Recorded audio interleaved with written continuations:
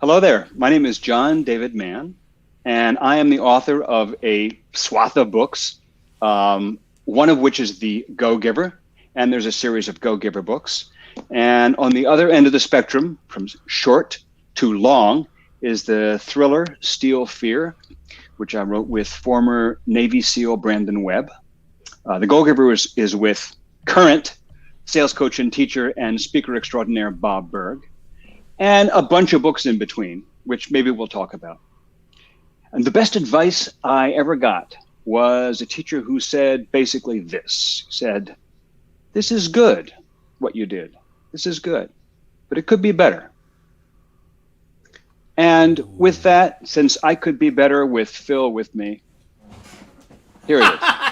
That's a great segue. I love that, John. Thank you, man. And I love that you showed Bob's book and your book, because that is one of my favorites, right? I think that's actually how I was brought into your universe with the Go-Giver many years ago. Maybe it was something else. I don't know, but it was no, it's not. No, that's not true. I signed up for your newsletter 100 years ago before I even knew that you were working with Bob. That's how I met you. Really? Yeah, wow. For sure. Yeah. Oh man, you go way back. Far. Yep, I do. That's so cool. Well, I worked at 800 CO Reed for a while. So you were the guy, right? You wrote memoirs and stuff like that. And I was like, ooh, this guy's interesting. I think at the time, didn't you have a TypePad blog, if memory serves? WordPress, but yeah. Early though. Early blog. Not as early as Neil Gaiman, but still pretty early. Yeah. Or Chris Brogan, right? So Neil Gaiman and Chris Brogan, first two bloggers that we all know, right? Famous guys. Chris back in the 1600s. Yeah. Really? Yeah, Chris removed himself from Facebook and Instagram. But he's still everywhere else. So, but yeah. Cool, man. So that's really solid advice. And that makes me laugh, because your book that you didn't share, because it's not really physical, but it kind of is. You showed me is, how to write good, or at least gooder, which I think is really funny, right? And I say that because most people say, well, you want to write great. But why good, John? Why is good? Because, I can't, it's like, how do you write a masterpiece? Well, first of all, if you're going to try to write a masterpiece, you're frozen from the start. I can't write. How do you write something excellent? I don't know how to do that. I don't know how to sit down and make something phenomenal. I don't know how to sit down and write a paragraph that is so powerful it will make you weep and then make you go, oh my God, my life has changed. I don't know how to do that. Here's what I know how to do. I know how to write an okay paragraph and then come back to it tomorrow and make it better. I know how to take an idea and get the rough of it on paper, which actually may be pretty crappy. And honestly, often it is. I'm not being modest. The first thing I write down when I'm working on a project, whether it's a blog post or it's a parable or it's a full-fledged big nonfiction or fiction book, the first drafts of anything will tend to be pretty bad, or at least not so great. And then they require work. They require improvement. I need to winnow away the stuff that's not necessary. I need to find a better word, a better way of saying that, a better way of focusing that point. I need to look into this paragraph and say, okay, I get all this, but what am I really trying to say? Because I'm kind of talking around the point, not quite nailing it. And then I need to sand away this stuff. The whole famous thing about Michelangelo and the David statue, just carving away all the part of the statue that isn't David. It's like that. There's a great idea in there, but it takes whittling and sanding and chopping and chiseling to get to it. So it's like, if my goal is to write great, I don't know about that. But if my goal is to write good, and then a little gooder, and keep striving every day. I like the old Lexus slogan, the pursuit of excellence, the endless pursuit of excellence. It's the pursuit. The pursuit is what lands you in something that's going to really click for people and have an impact. That's interesting. But Tom Peters wrote In Search of Excellence. So maybe your next book maybe you should retitle yours to In Pursuit of Excellence. Yeah, because I think that's what the writing is all about. To your point, we have an engine, if you will, right? To your Lexus analogy. Yes. Now we have to craft the car around it. We have to craft this story around it. That's really interesting to me to hear you say that, because I have to tell you, reading your work, I always feel like it's beyond good. I mean, truly, John, and I don't say that to flatter you. I mean it, man. I read your stuff, as I said, I know that I've read newsletters from you way back when they were just text. Yeah. To now, when you gave away the book, and I don't know if you threw away your list or if I somehow was subscribed with my other email address or something, but I'm like, oh, here's John again, which is great. But it's so interesting. So how do you find that central core message? I mean, like for the Go-Giver, right? I mean, the Go-Giver's central message is really it's the antithesis of most people's sales journey. It is not about service at all in sales, and yet somehow that is really what this book is all about with Pindar and all of this. So how do you find that? How do you find that nugget, and then how do you build the car around it? Well, first of all, a couple parts to that, a couple parts to an answer to that. First is thank you very kindly for the nice things you said about my writing, and just to kind of prove my point. In that book, How to Write Good, which does exist, albeit not physically. It's an ebook. It's a free download on my site. But in that book, I devote a whole chapter to the first page of the Go-Giver. Excuse me. And I show you the first page in our first draft. I offer that as proof that my first drafts are often crappy, because frankly, it's not that good. It's actually pretty bad. And then I walk you through the steps that we took to take that initial draft through to the final draft in the published book. And the published book has sold over 1 million copies. So it must have struck a chord at least somewhere with you, clearly, and with a few others. But if that initial draft, if the whole book had been like that initial draft, we wouldn't be having this conversation, because you wouldn't know about me, because nobody would have read the book. A few hundred people and boom, it's over.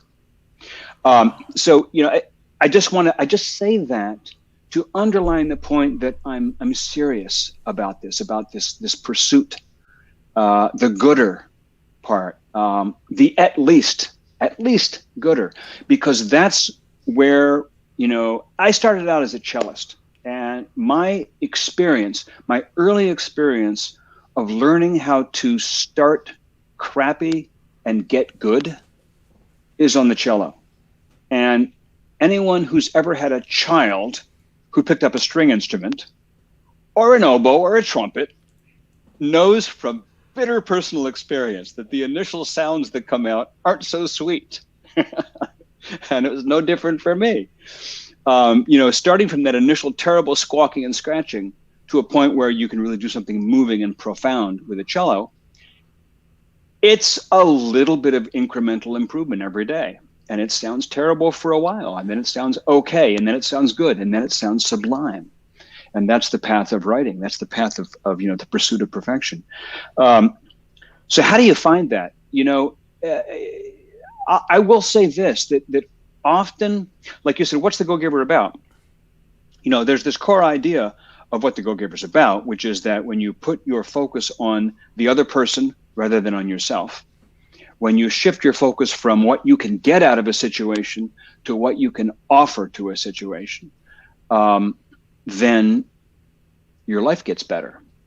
It's not just that you have a better impact. It's not just that you serve more people. It's also that your life gets better. It's a pragmatically positive way to live, not just a noble and generous way to live. Well, we had that idea. Bob and I both knew that was the idea of the book, but how do you tell that? Because, that was a paragraph, and we could just try to publish a paragraph and say, hey, everybody, here's the paragraph. Now get it. People would not get it. People learn through stories. People learn through stories because stories wrap concepts and ideas and experiences around people, and therefore we can relate to them. They can relate to them because they're emotional. People learn through emotion. They don't learn through intellect. People exercise their understanding through intellect, and they process it through their intellect, but they don't absorb it through their intellect. They absorb it through how they feel. People absorb through their skin, through their feeling. So, every great speaker, hey, even every moderately good speaker knows that if you want to reach your audience, you tell great stories, right? That's how you give a talk. You don't start a talk saying, my father went to school in Germany, between the two wars of the 20th century, and very old traditional school, a school founded by Martin Luther. I mean, pretty traditional. And he says he remembers one day his professor standing up in front of the class and saying, "At this point in the syllabus, I am accustomed to telling the following joke." And I think the whole experience was about as spontaneous as that. So you can stand up before people and say, "I'd like to convey to you the following principles. Today we'll be talking about X and Y, and furthermore, if we have time, Z." And it's like, but if you stand up in front of the group and say, "It was the most terrifying experience of my life. A man walked up to me and said, pointed a gun in my face and said, 'Give me your wallet or you're dead.'" Or, whatever the story is. It could be the story. The story could be, "I looked at my kid and realized I was watching him grow up on videotape, on video camera, because I never had time to be with him when he was awake because I was at work all day." Whatever the story is that reaches your audience, it's stories that reach people. It's stories that teach people. If you want to reach, you've got to teach. If you want to touch, you've got to teach. If you want to teach, you've got to touch, is what I meant to say. So Bob and I had to find sort of the story of the Go-Giver. What's the transformation? What's Joe's transformation from where he starts to where he ends up? And that's true in any book. What's the journey? It's the journey. It's the arc of the story. I contend that any writing, from a novel to a blog post to a LinkedIn article to an email, really, like a tweet if you want to get crazy. Basically, any communication is a story of some form. It has a beginning, middle, and end. It has an arc to it. Because you're taking the person you're talking to on a journey. It's like the most crass, mundane example I can think of, which salespeople may be familiar with, is the old feel, felt, found, right? I know somebody gives you an objection. That seems awfully expensive to me. You say, "Yeah, I know how you feel. I felt that way myself, but here's what I found, Bob." I mean, yeah, it's formulaic and cliched in the extreme, but it has the virtue of being a journey. It's like, there's a story to it. I promise you, I will never write a story that says feel, felt, found in it, but still, everything that you write is a story. And so it's a question of finding the story and following the story. It's my story, and I'm sticking to it. So is that true in a memoir and a nonfiction book, and in Steel Fear, right? So yes, was that the goal there? I mean, you had a paragraph that you expounded upon into 760. No, just kidding. 400 pages, right? I mean, is that what you did there as well? Is that how that works? 460, if you want to. But anyway, yeah. I mean, basically, yes. It's, although I'm going to take what you said and just kind of normalize it a little bit. First of all, yeah, I've written some memoirs. And I've written some nonfiction books. A nonfiction book, I'm by that I mean basically a book about some ideas, right? So a book like Flash Foresight is a book with Dan Burris. It's a book about how to anticipate what's going to happen in the future and use that to your advantage in the present. So it's a how-to book. It's an idea book. It's a concept book. It's not a book about Dan's life. It doesn't tell his story. I've written a bunch of those nonfiction books. I've written a bunch of memoirs, another person's life story. And of course, obviously, a bunch of parables, the Go-Giver books and Out of the Maze and Latte Factory and a bunch of others. And now a thriller. They're all stories in the same way. And so when you write a memoir, you're not making the story up. I mean, you're not fabricating it. It's all things that really happened, but you still have to find the story. It's like you sit down with someone like, there's Brandon Webb, my Navy SEAL buddy. I did his memoir. It's called The Red Circle. It was the first book we did together. And I had to sit down with Brandon and have him basically tell me his life story from A to Z. We do it in like 45-minute or 1-hour phone conversations, which we did over the course of months. I record them, get them transcribed, and then pour through the transcripts. And that was kind of the raw material for starting. But I had to sort through that and say, okay, what's the story here? You know, what's interesting to the reader? What starts here starts with challenge and goes to triumph, or starts with a failure and goes to triumph, or goes from an aspiration and a dream and goes through obstacles and winds up in, you know, some kind of surprising conclusion. In How to Write Good, I say that you could describe the arc of a story this way: things get complicated, then they get simple, the end. That's basically a story. But you have to find, what's the starting point? So if you're writing a nonfiction book, like say you're in real estate, or you're in financial consulting, or you're in taxidermy, or you're in flower arranging, and you're writing a book about what you do, you're still looking for a story, an arc in that book. I'll give you a good example. Malcolm Gladwell, who's one of the most popular nonfiction writers, one of my favorites. You know, he writes books like The Tipping Point or Blink, you know, which is kind of about how we understand things without thinking. Tipping Point is about how little things can make a big difference. What the Dog Saw. He has all these different books that are basically the story of a single idea.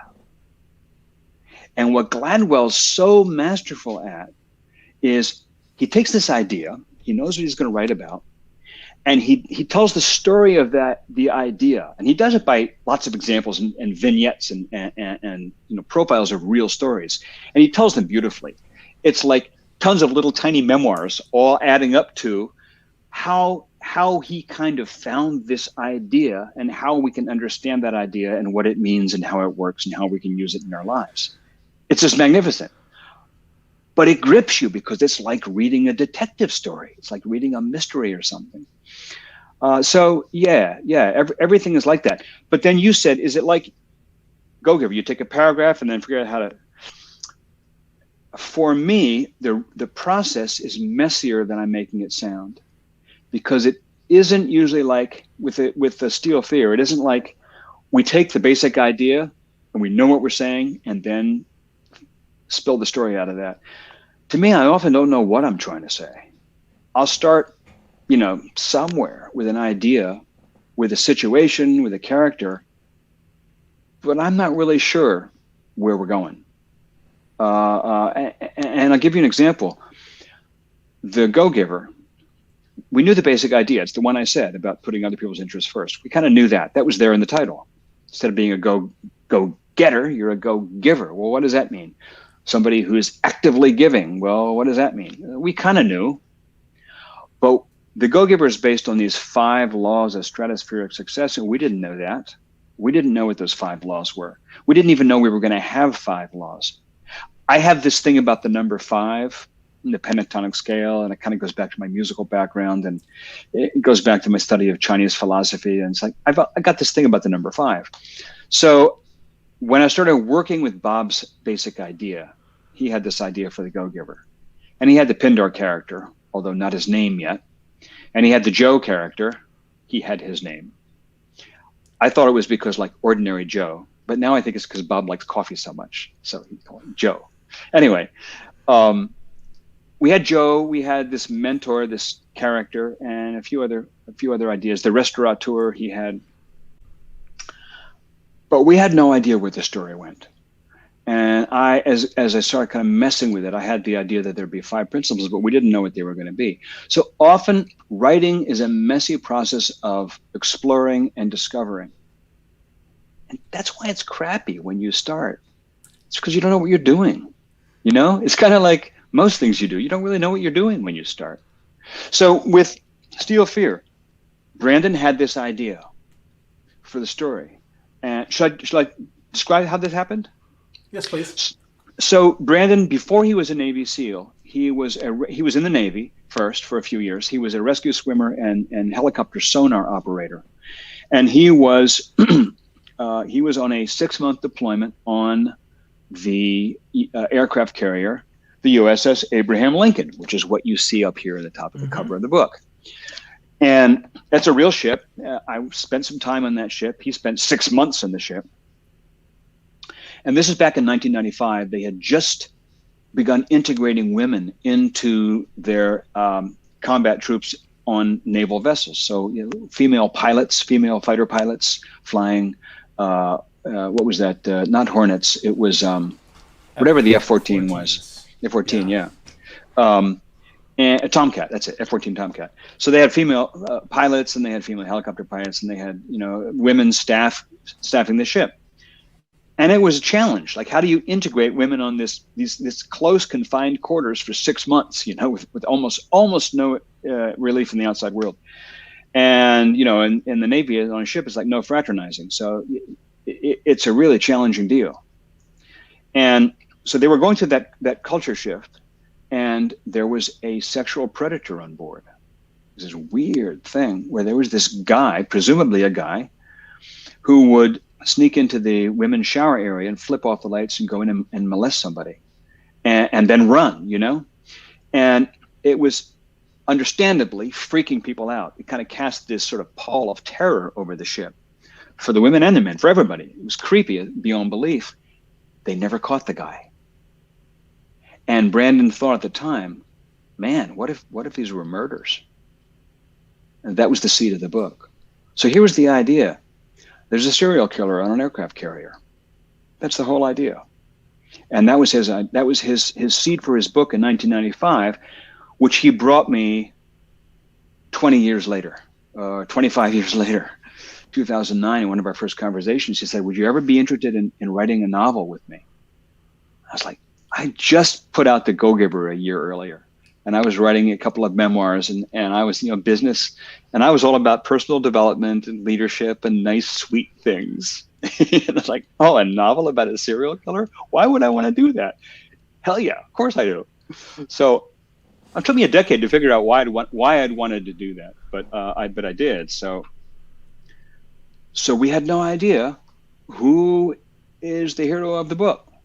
And I spent years thinking about that. Who's after this? Who's going to be the guy that we follow? Who's going to be the person that we follow? And I ended up with two characters.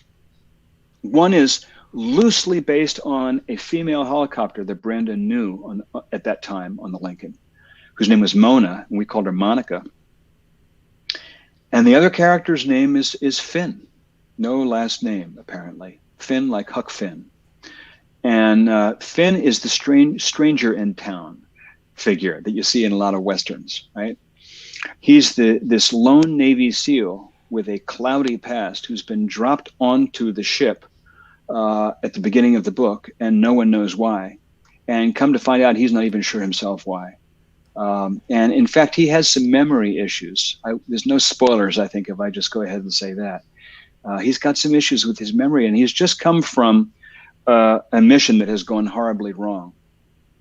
And so finding the character of Finn it was kind of like finding the character of Pindar in The Go-Giver. It's like once we had Pindar figured out, and once he had a name, the book's engine started to purr. And it was the same way with Steel Fear. Once we had Finn, not only did the story start to purr, but we realized this is going to be a series. This isn't just one book. So anyway, the point that I'm making is, and again, whether it's a novel or a parable or a memoir or a nonfiction book or an article or a blog post or even an email sometimes, I often don't know what I'm saying until I'm halfway into it, until I get into it. And I go, oh gosh, I got to go back to the beginning and rewrite this because this isn't what I meant to say. What I thought I was saying is this, here's what I really want to say. That's interesting. So is your advice get started? Yes. Get going and then go back and edit later. I mean, like Hemingway, wasn't it Hemingway who said, write drunk and edit sober or something like that? That does sound like Hemingway. I would not be at all surprised. I can't remember, but that was something like that. So it could have been me. It could have been. It could have been. Yeah, let's give that to you. Yeah. Hemingway is always stealing from me, man. It's like what a. I know, right? But yeah, I am actually. I am not only am I saying that, I'm going to emphasize it by banging my shoe like Nikita Khrushchev. I think one of the things that kills people's writing, that kills aspiring writers, and that stifles people's writing, is people will start to You know how in a romantic comedy, you'll see the guy or the woman sits down at a computer and starts to type out an email, and they go, "I just want to say I had a great time today." And they stop, and then they delete it all, and they start over again. "I really had a good," and delete it again. They say, "It was a pleasure meeting you today." "Oh, that sounds terrible," and they delete it. It's cute and it's funny in a romantic comedy, but it's not cute and funny in real life, because people do that with their writing. They try to edit while they're writing. They write a sentence or they write a paragraph and they say, "That's crap, that's garbage," and they erase it and they start over, and they erase it and they start over. Or they write a page and they go back to it that night or the next morning and say, "Oh, this is awful." And they crumple it up and they throw it away, and that's the end of it. You know the story about Carrie, Stephen King's first big novel? So Stephen King has this idea about a girl in high school, right? In the locker, and a girl with paranormal powers, and she's he wrote this opening scene, and I don't know, 8 pages, or he wrote just the very beginnings of the thing, and he thought, shit, I don't know what I'm doing. I don't know what it's like to be a teenage girl. I've never been one. I don't know what I'm doing here, and he crumpled it up and he threw it in the trash. And as far as he was concerned, that was it. And his wife, Tabitha, was straightening up later, going through his room, and saw these crumpled up pages in the trash can, took them out and brushed off the ashes. He was a heavy smoker in those days, and straightened them out and read them and she brought them to him and said, "This is good. You should do more of this." He said, "I don't know what I'm doing." At the time, he was a less than broke high school English teacher working at a laundromat on the midnight shift to try to make ends meet, and they were really barely rubbing 2 nickels together to try to make a fire to cook on. And he'd published a whole bunch of articles in men's magazines. They still did that in those days. That barely bought some groceries. And his wife said, "You should work on this." He said, "I don't know anything about teenage girls." She said, "I'll help you with that part. Just keep going." And so he did. And, when they sold the paperback rights, it was like $480,000 for the paperback. I mean, it was the beginning of a career for him, and it was the end of poverty for him. But it's because he had a nice separation between the process of drafting the idea and then coming back later and working on it. And that's so critical. It's important when you first write to just let it go, let it rip. Turn off your critical mind. Don't critique it at all. If you know it's crappy, pretend you don't. Pretend it's the best thing you've ever done. And that's kind of where you have to have the sort of the confidence of a teenager, confidence of a tipsy teenager, maybe even the drunk, right drunk. Then don't edit it, don't revise it, don't fix it, put it aside. And it may be for a few hours. It may be for a day, it may be for a week. Kind of depends on the size of the writing and how much time you need for the emotional distance. But you need to wait enough time so you have a little bit of emotional distance from the writing. Then go back to it and look at it and be really, really open to changing it. I mean, if I write a whole page of stuff one morning, there may be 3 sentences in there that go, "Oh, that's good. That works." And all the rest goes. But it's worth it because I got that. It's like sifting through a mud puddle for a gemstone.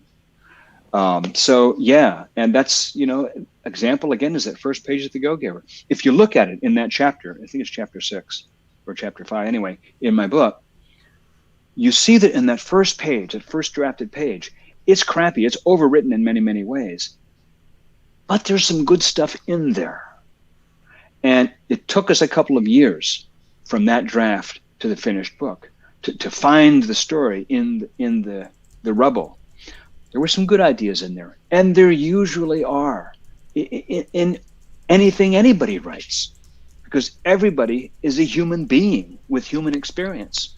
So everybody, I think I can safely say this, everybody who is inclined to sit down and start writing something has something to say that is of value to other human beings.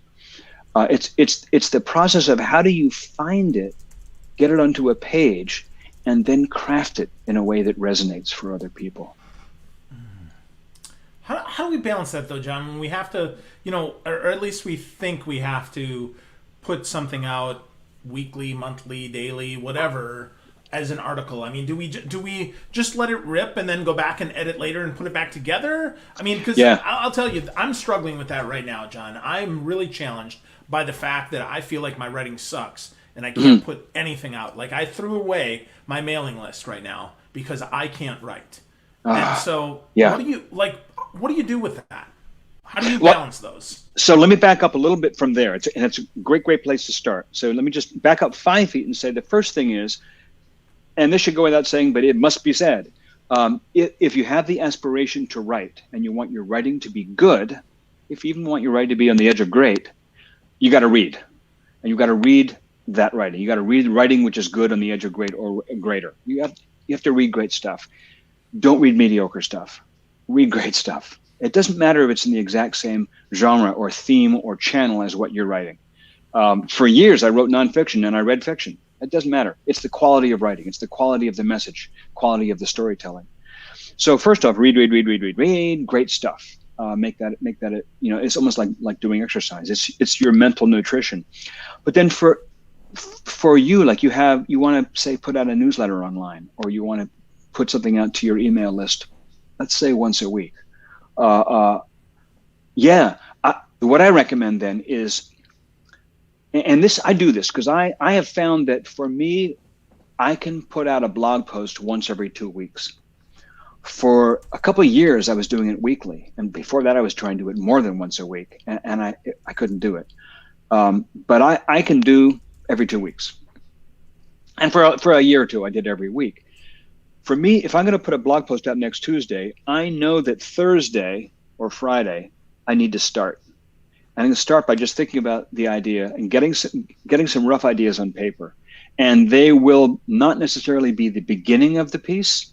They'll be somewhere in the middle. Maybe I'll think about an experience that I had that maybe relates to this point, and I'll write down a few words that remind me of that experience I had as a high school student or something. And then I have a couple of lines of thoughts, and I'll just get something down that's kind of like pointers or clues or beginnings. And maybe I'll draft a paragraph or two. But then I'll go back to it later. And later might be tomorrow morning. It might be tonight. Again, the time scale depends on your needs and your situation. But I do think it's really important to break the writing, break the finished piece into several steps. And one of those steps is going to be drafting. One of those steps is going to be fleshing out. And the third step is going to be finalizing, like finishing. And you don't want to leave out any of those 3 steps. If you try to flesh it out while you're drafting it, for me, I can't do that because I don't know where I'm going often. It's in the fleshing out that I discover where I was going. Drafting is just like tapping into my brain, tapping into the ether, doing something. It's like very right brain. It's very non-sequential. It's very intuitive. You could call it creative. It is definitely messy. So that's the drafting part, and it's a mess, and it's weird, and I would never show what I have on paper to anybody, not even my wife, because it's like, what does that mean?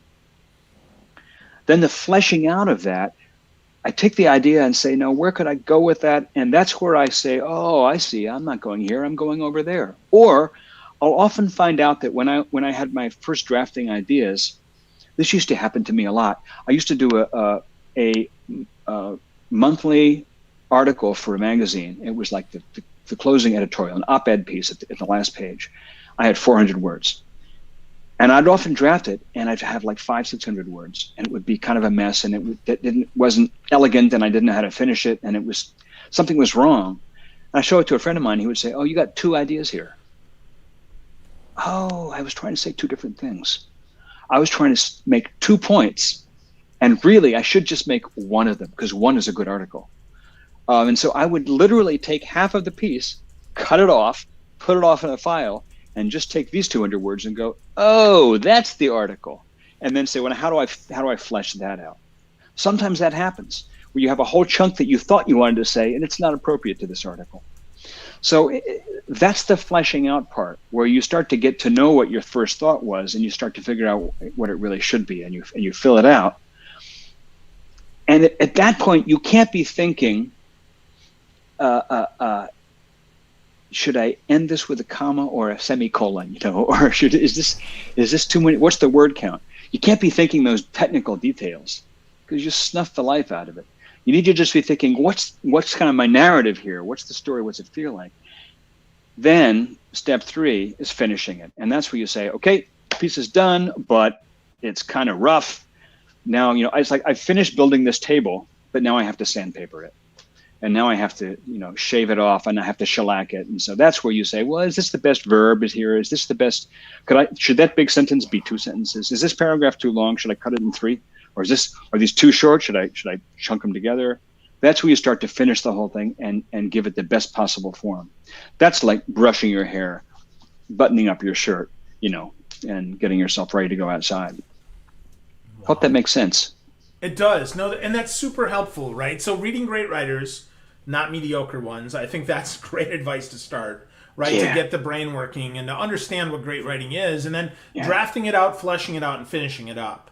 Yes. I think are 3 great steps. Yeah. Right. And then the whole being willing to cut out half of it and maybe set it aside for later, because maybe it's too many points in that article, too many points in that or the chapter, wrong point. Or the wrong point. Yep. I really, really like that, John. And I think that's a great place for folks to get started and to get moving here, right? If you're stuck, if you're thinking, oh my gosh, I'm never going to write as well as John David Mann, I will tell you, I certainly suffer with that. But the goal is not. It is to write good and then write gooder.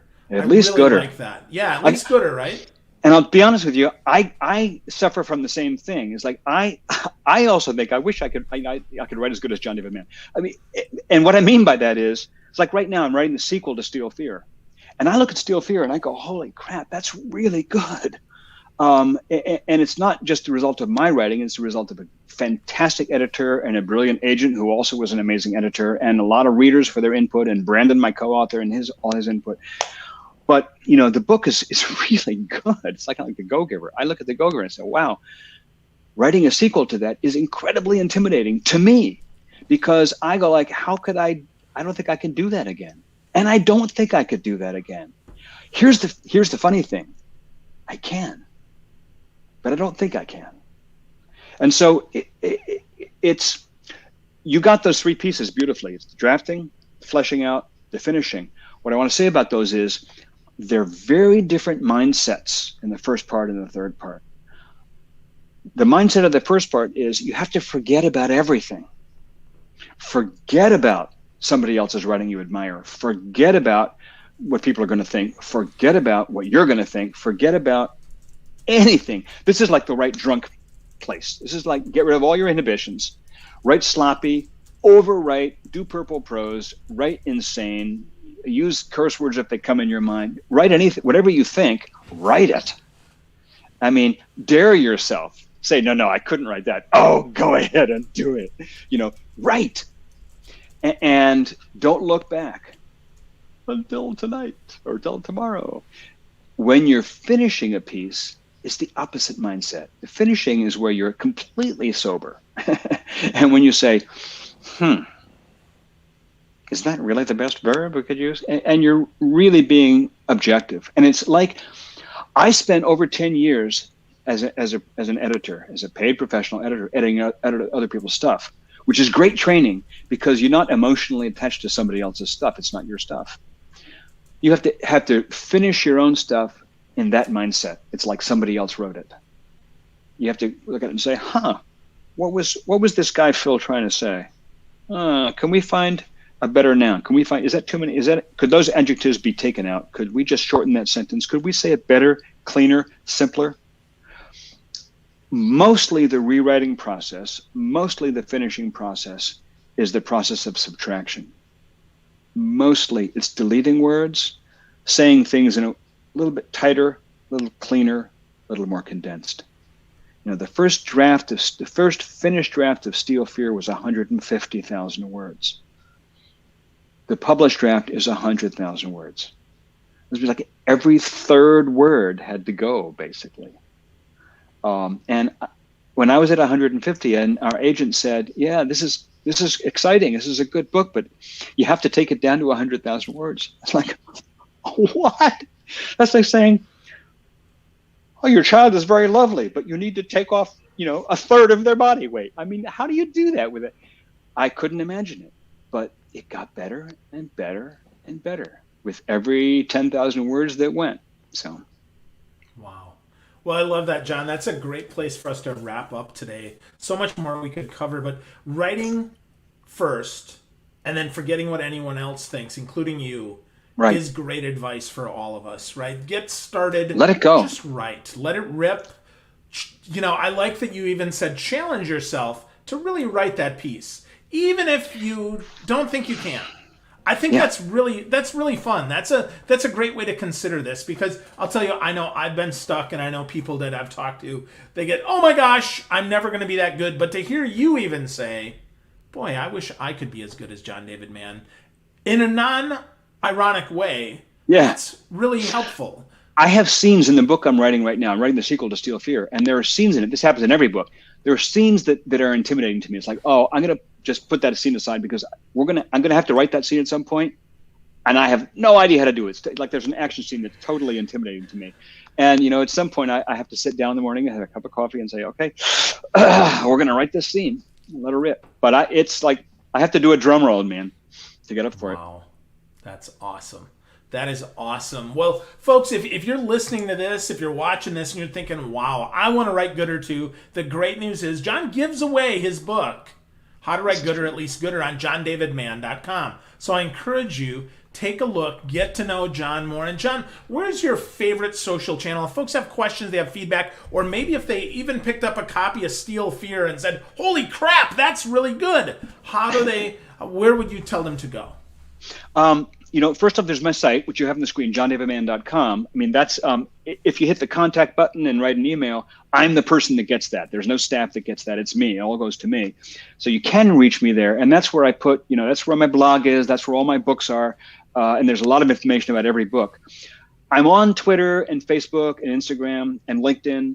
I probably interact most on Twitter, but you can find me at any of them. I'm John David Mann, @ or / whatever is appropriate to that channel. It's Twitter, Facebook, Instagram, LinkedIn. I'm on Clubhouse, but that's still experimental for me. So there you go. Very good. Cool. You're right. I'll answer. Yeah. Awesome. Well, speaking of writing, get writing, friends. If you're listening, if you're watching, if you're thinking, oh, this is hard, here's the thing. John said, get started and go back and edit later. Don't worry about what anyone else thinks. So that's great advice for me. Hopefully that's great advice for you. And John, thank you for spending time with me today, man. It's great to see you. Thank you. It is my pleasure. So great to see you, Phil. Thanks, man. My pleasure.